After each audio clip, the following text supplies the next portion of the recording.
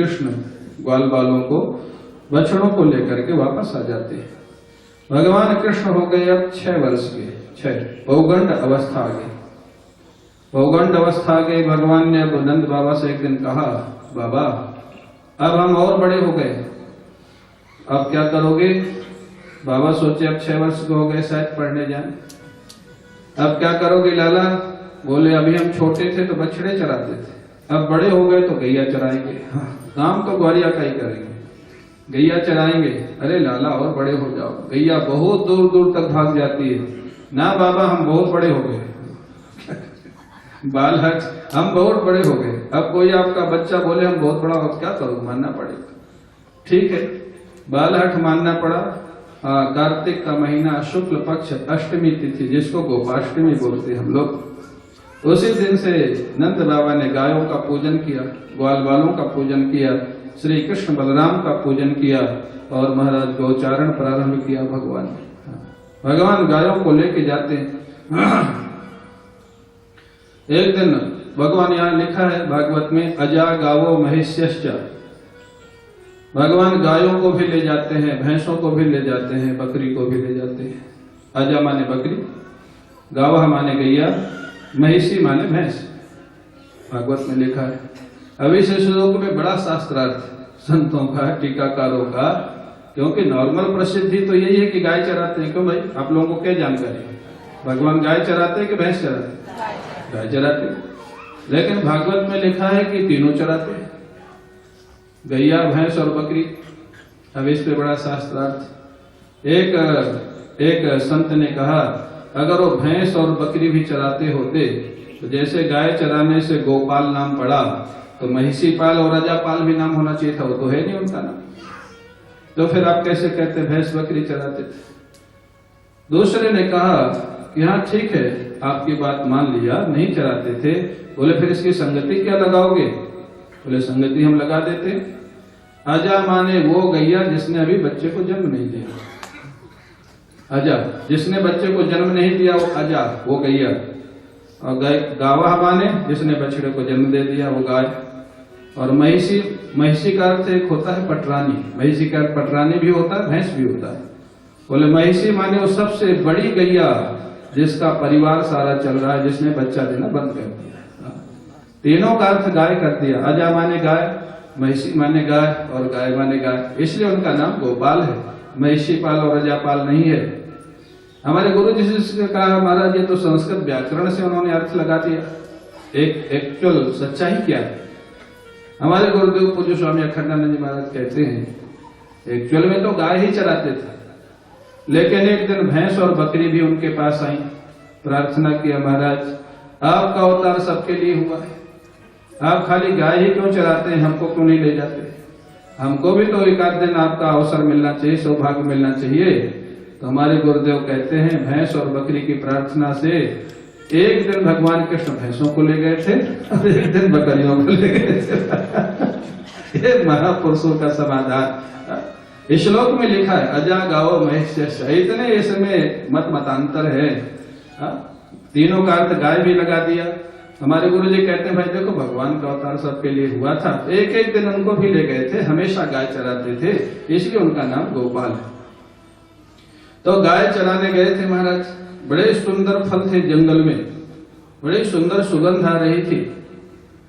श्री दामा ने कहा कन्हैया इतने सुंदर फल हैं, खाने की इच्छा हो रही है तो खाओ।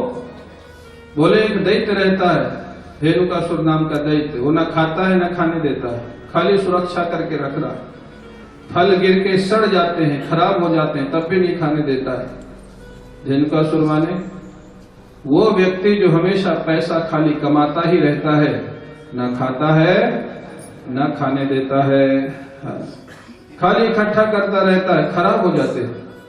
एक महात्मा थे, वो दक्षिणा के जो पैसे मिलते थे ना पुस्तक के बीच में रखते जाते थे। वो चले गए 2 महीने के लिए कहीं बाहर, पुस्तक में दीमक लग गई। वो दीमक पुस्तक भी खा गई, पैसे भी खा गए। पैसों का क्या हुआ? तो ये जो इकट्ठा करने की प्रवृत्ति है ना, अरे भगवान भेजे तो भगवान के काम में लगाओ, नहीं कम से कम अपने काम में तो लगाओ। जो इकट्ठा करता है, कमाता रहता है, ना खाता है न खाने देता है वो कौन है? कौन है वो? धेनुकासुर। हाँ, तो अब अगर आप लोगों में ऐसा कोई नहीं होगा और हो तो अब खर्च करना शुरू कर देना भगवान के काम में, ब्रज के काम में। हाँ, वही धेनुकासुर है। अब कन्हैया ने कहा बलराम जी जरा देखो, धेनुकासुर को आचार्यों ने ना देहाभिमान, और देहाभिमान की निवृत्ति करते हैं गुरु। और बलराम जी का जो महाराज अभिनय है वो गुरु का है, आचार्य का है। बलराम जी गए धेनुकासुर के उद्धार के लिए, पेड़ों को जोर से हिलाया, फल गिरे। और धेनुकासुर रहता था गधे की आकृति में। गधा, गधा जानते हैं आप लोग? अरे हाँ ना तो बोलो, जानते हो ना? वैशाख नंदन जानते हो? हाँ, वैशाख नंदन जानते हो? क्या होता है? हाँ ठीक, जानते हो। एक दिन बता दिया था ना, इसलिए जानते हो। और चैत्रोत्तरवर्ती नंदन जानते हो? चैत्रोत्तरवर्ती नंदन, काशी के जो पंडित है ना, वो वैशाख नंदन नहीं बोलते क्योंकि पॉपुलर हो गया, सब लोग जानते हैं। ओइशी को घुमा के बोलते हैं चैत्रोत्तरवर्ती। चैत्र का उत्तरवर्ती है वैशाख। चैत्र का उत्तरवर्ती क्या है? चैत्रोत्तरवर्ती नंदन। तो मैंने वैशाख नंदन अर्थ वही निकलता है। लेकिन काशी के पंडित तो काशी के महाराज, काशी के पंडित अगर किसी को बोलते ना कि मूर्ख है, मूर्ख, तो मूर्ख बोले तो चिढ़ जाएगा। वो आपस में जब बात करते हैं बोले ये खांत है, खांत। खांत, खांत मतलब खा है अंत में जिसके। मूर्ख के मूर्ख के अंत में क्या, कौन सा शब्द है? खा। वो जब किसी को मूर्ख, बाबा जी बैठे हैं काशी से, जानते हैं, जब काशी के पंडित किसी को आपस में बोलते हैं ये बेवकूफ कहना, बोले खांत है, खांत। वो तो समझेगा नहीं खांत का मतलब क्या है। वो दूसरा समझ जाएगा। खा है अंत में जिसके, मूर्ख के अंत में क्या है? खा। तो ये हमारा विद्वानों की विलक्षणता। तो जो गधा की आकृति में रहता था धेनुकासुर, और गधा का मतलब क्या होता है? इसको वैशाख नंदन क्यों बोलते हैं मालूम? ये वैशाख में मोटा हो जाता है गर्मी में, और ये सावन में दुबला हो जाता है हरियाली में। क्यों? इस पे कभी रिसर्च नहीं किया होगा आप लोग। शहर के लोग हैं क्या रिसर्च, हम लोग तो गांव के। वैशाख में जब गधा घास खाने जाता है, 2-4 घंटा खाने के बाद पीछे देखता है सारी घास खा गया, घास थी ही नहीं जाता, वैशाख में सूख जाती है। वो सोचता है मैं आज सारी घास खा गया, खूब प्रसन्नता में खूब उछलता है, खूब कूदता है, उछल उछल के प्रसन्नता में मोटा हो जाता है। और सावन में दुबला हो जाता है। क्यों? सावन में जब घास खाने जाता है, 6 घंटा घास खाने के बाद फिर पीछे देखता है कितना खाया, पेट से नहीं देखता, पीछे। इसलिए तो गधा है। पीछे देखता है कितना खाया, तो हरियाली, सावन में तो हरियाली रहेगी। दुखी हो जाता है, अरे 6 घंटे में कुछ खाया, सारी घास खड़ी हुई। दुखी हो के दुबला हो जाता है। दुखी हो के दुबला हो जाता। तो इसलिए गधे को नाम रख दिया गया वैशाख नंदन। वैशाख में जो आनंद बनाता है उसका नाम। गधे की आकृति में रहता था धेनुकासुर। बलराम जी गए, पेड़ों को हिलाया, वो गधा दौड़ा, पीछे के दोनों पैर मारने का प्रयास किया बलराम जी को। बलराम जी ने दोनों पैर पकड़े, आकाश में घुमाया और पेड़ों में दे पटका मारा। धेनुकासुर को गोविंदाय नमो नमः हो गया। बोलिए भक्तवत्सल भगवान की। धेनुकासुर का उद्धार हो गया। अब वो जंगल महाराज व्यवस्थित हो गया। ग्वाल वालों ने खूब फल खाए। फल खाने के बाद जमुना जी का पानी पिया। संयोग से उस दिन जमुना जी का वहां का पानी पी लिया जहां पर काली नाग रहता था। वहां का पानी पी लिया। काली नाग कहाँ रहता था? आप लोग जो ब्रज में रहते हैं, ये इस्कॉन मंदिर के पीछे एक सुंदरक गांव है, उसके आगे एक सौभरी ऋषि का आश्रम है, आज भी है, थोड़ा स्थान है वो। वहीं काली नाग का सरोवर था। वो बरसात में जमुना जी के पानी से एक हो जाता था और बरसात के बाद में अलग सरोवर बन जाता था, क्योंकि जमुना जी के किनारे, जमुना जी से मिला हुआ नहीं। उस सरोवर में काली नाग रहता था। इतना विषैला था कि उस सरोवर का पानी विष की ज्वाला के कारण खोलता रहता था, उबलता रहता था, और उससे जो भाप निकलती थी कोई पशु पक्षी उस भाव के चक्कर में आ जाए तो उसमें मर जाता था, इतना विषैला था। वो काली नाग उस सरोवर का पानी पी लिया, बछड़ों ने, गायों ने बेहोश पड़ गए, कुछ तो मर गए। भगवान कृष्ण ने मृत संजीवनी विद्या से उनको जीवित किया और निर्णय किया कि अब इस काली नाग को यहां से हटाना होगा, नहीं तो मेरी लीला में बाधा पड़ेगी। काली नाग है अभिमान, अभिमान। भगवान कृष्ण अगले दिन जाते हैं, इस लीला में भी बलराम जी को नहीं ले गए। यहां पर भी जीव गोस्वामी ने बड़ी मीठी बात लिखी है, गौड़ी संप्रदाय के टीकाकार। वो कहते हैं कि बलराम जी रोज साथ जाते थे तो श्री कृष्ण ने रोका कैसे? बड़े भाई हैं, ऐसे तो बोल नहीं सकते कि आप मत जाइए आज, कैसे रोका? बड़ी अच्छी बात और बड़ी युक्त लिखा है। उन्होंने कहा कि श्री कृष्ण जिस दिन धेनुकासुर को मारा ना बलराम जी ने, तो श्री कृष्ण अगले दिन काली नाग के लिए गए भगवान। तो उसी रात्रि में जब धेनुकासुर को मार के आए तो श्री कृष्ण ने जशोदा मैया और नंद बाबा से कहा, आज दाऊ दादा ने कि गधा को मार डाला है। वो असुर था, बड़ा योद्धा था। ये कहते हैं कि बहुत बड़े असुर को मारा है तो उनकी प्रशंसा होती। किसी योद्धा के विषय में ये कमेंट किया जाए कि आज उन्होंने एक गधा मार डाला है, तो उसका सम्मान है कि अपमान है? अपमान है। जानबूझ के श्री कृष्ण ने ऐसा बोल दिया, मैया मैया, बाबा बाबा, आज दाऊ दादा ने गधा मार डाला। बलराम जी चिढ़ गए, तू मेरे को ऐसा बोलता है, जा कल मैं तेरे साथ नहीं जाऊंगा गाय चराने। यही तो चाहते इतने नटखट थे, यही चाहते थे कि कल बलराम जी न जाए, इसलिए ऐसे बोला। जो गोस्वामी जी कहते इस तरह से रोका, तरीके से, वैसे तो रोक नहीं सकते थे। आज भगवान कृष्ण ग्वाल बालों को लेके गए हैं, बलराम जी नहीं गए। उनकी गेंद चली गई जमुना में, ग्वाल बालों ने जिद किया, ऐसा कुछ भागवत में नहीं लिखा है। वो लोगों ने अपनी कथा बना ली है। भागवत में लिखा, उन्होंने संकल्प करके ही गए थे, आज काली नाग का उद्धार करना है। और वहां सरोवर के किनारे कदम्ब का वृक्ष खड़ा था, उस पे चढ़ गए, बालों को संभाला, कमर में फेंटा बांधा, हाथों में ताल दी और ताल दे करके काली नाग के सरोवर में कूद पड़ते हैं। जैसे कूदा, बड़े जोर जोर से लहरें उठने लग गई सरोवर में। भगवान महाराज तैरते हुए अंदर की तरफ जाने लग गए। नाग पत्नियों ने पहले देखा श्याम सुंदर को। नाग पत्नियों ने कहा, लाला जल्दी भाग जाओ यहां से, हमारा पति अगर जग गया तो तुमको जीवित नहीं छोड़ेगा। नाग पत्नियां भक्त हैं भगवान की, तुम यहां से चले जाओ, जल्दी चले जाओ, जिससे हमारा ये नाग जब तक जगे नहीं। भगवान कृष्ण ने कहा, देवियों आपके प्रेम के लिए धन्यवाद, लेकिन मैं वापस जाने के लिए नहीं आया, मैं तो इसको जगाने ही आया हूं, मैं इसको जगाऊंगा ही। अब नाग पत्नियां भी घबराई, पता नहीं इस बालक का क्या होगा, इतना सुंदर है, इतना अच्छा है। जोर जोर से पानी को पीटने लग गए और जोर जोर से लहरें उठी, जोर जोर से लहरें उठी तो काली नाग जग गया। अब महाराज अभिमानी व्यक्ति, एक तो वैसा ही अभिमान, फिर उसको लगा मेरे घर के अंदर मेरी नींद में बाधा डालने वाला कौन आया, इतना साहस किसका है, मेरे सरोवर के आसपास कोई फटकता नहीं है, इतना मेरे में विष है। अब महाराज जो से जगह देखा, एक बालक 6 साल का बालक, ये मेरे अंदर आया है मेरे को महाराज परेशान करने के लिए, चारों तरफ लिपट गया भगवान कृष्ण की, जगह जगह डस लिया। अब भगवान कृष्ण अभिनय कर रहे, लीला कर रहे हैं। भगवान कृष्ण के चारों तरफ काली नाग लिपटा हुआ है, कभी वो काली नाग के साथ ऊपर आ जाते हैं, कभी नीचे चले जाते हैं।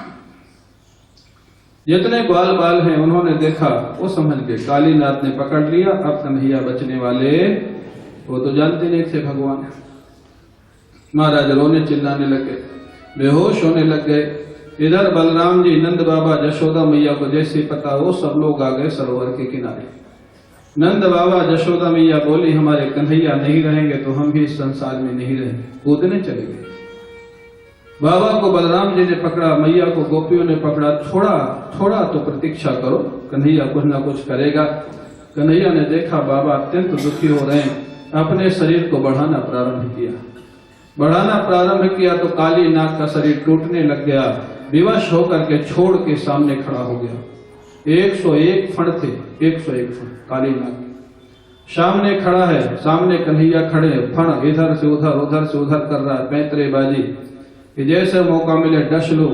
भगवान कृष्ण भी महाराज पैंतरेबाजी में बड़े कुशल, जैसे मौका मिला छलांग लगाई और काली नाग के सिर पर सवार हो गए और लगे नाचने ताल गति के साथ। ताता थे ताता थे ताता थे। बोले ताल गति कौन दे रहा था? आकाश में देवता थे ना, जब भगवान नाचने लग गए तो महाराज ताल देने लगे दुंदुभी के द्वारा। हाँ, ताता थे ताता थे ताता थे, नाचने लग गए। और महाराज 2 मिनट 3 मिनट एक फण पे नाचे और घायल कर दे नाच नाच के। और दूसरा फण उठावे डसने के लिए, कूद के उस पे चढ़ जाए। तीसरा उठावे कूद के उस पे चढ़ जाए।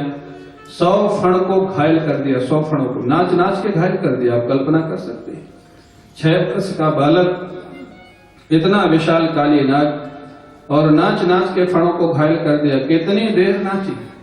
अगर एक फण पर भी आप 3 मिनट माने, एक महात्मा ने लिखा, एक फण पर भी कम से कम 3 मिनट अगर वो नाचे तो 100 फण पर कितने मिनट हुए? 300। और कितना घंटा हुआ? 5 घंटा। 5 घंटा एक 6 वर्ष का बालक काली नाग के फण पे जो नाचता है, वो मनुष्य बालक हो सकता है या भगवान? ये सारी घटनाएं सिद्ध करती है कि श्री कृष्ण भगवान है, वो मनुष्य बालक नहीं। काली नाग के फण पे यहाँ तो महाराज आधा 1 घंटा डांडिया करना पड़े तो पसीना पसीना। यहाँ तो हाल में नाचना मुश्किल, काली नाग के फण पे कौन नाचेगा? बल्कि नाग दिख जाए तो रेसिंग जरूर चालू हो जाएगी। हाँ, कोई इधर भागेगा, कोई नाचेगा। तो वो जो रामदेव महाराज से किसी ने कहा कि भगवान ने रासलीला की तो हम लोग तो नहीं कर सकते, मनुष्य तो नहीं कर सकता है। उन्होंने कहा कि रासलीला के पहले उन्होंने जो जो किया वो कर लो तो रासलीला भी कर लेना। रासलीला करने के पहले काली नाग के फण पे नाचे। तुम जरा एक ही सर्प के सिर पे नाच के दिखा दो या सर्प पकड़ के दिखा दो। उन्होंने गिरिराज जी को 7 दिन तक एक उंगली पे उठा के रखा। तुम 1 टन की शिला सिर पे रख के दिखा दो, 1 टन की खाना। उन्होंने आग को पिया, आग को तुम आग में हाथ रख के दिखा दो। भगवान ने ये रासलीला के पहले ये सब कुछ किया है। 6 वर्ष की अवस्था में, 6.5 वर्ष की अवस्था में, महाराज किया 8.5 वर्ष की अवस्था में। तो ये सब लीलाएं 7 वर्ष की अवस्था में गिरिराज जी उठाए, 6 वर्ष की अवस्था में काली दमन किया। अब महाराज नाग पत्नियां जब बेहोश हो जाता है काली नाग, नाग पत्नियां आती हैं, प्रार्थना करती हैं भगवान से। हाँ, बड़ी सुंदर प्रार्थना करती है। न्यायो हि दंडः कृतकिल विशेषमिन् तवावतारः खल निग्रहाय रुको सुतानामपि तुल्य दृष्टे धत्सेदमं फलमेवा। वेश का आदर होता है। वेश एक यूनिफॉर्म भगवान के परिवार के। भगवान ने यही कहा काली नाग को, गरुड़ जी क्यों नहीं मारेंगे? बोले अब यूनिफॉर्म मिल गई तेरे को। हाँ, चरण चिन्ह तेरे मस्तक पर मेरे बन गए, वो देख लेंगे भगवान के चरण चिन्ह है, तेरे को छोड़ देंगे।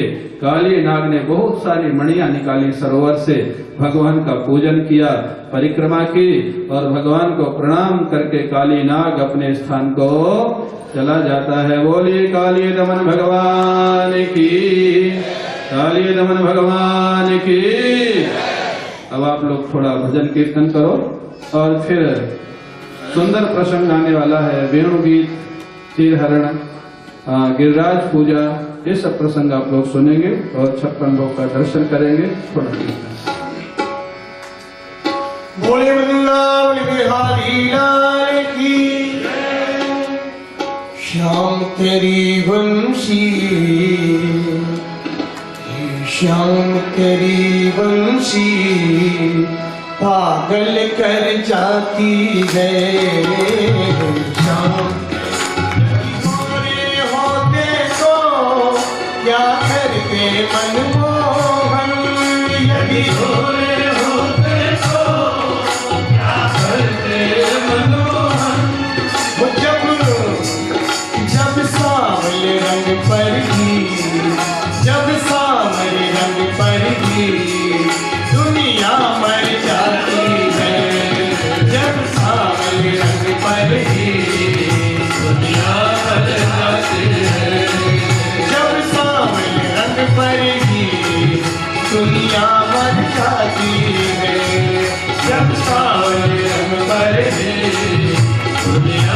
कर जाते हैं। देर शाम तेरी पंछी पागल कर जाती है। पागल कर जाती है।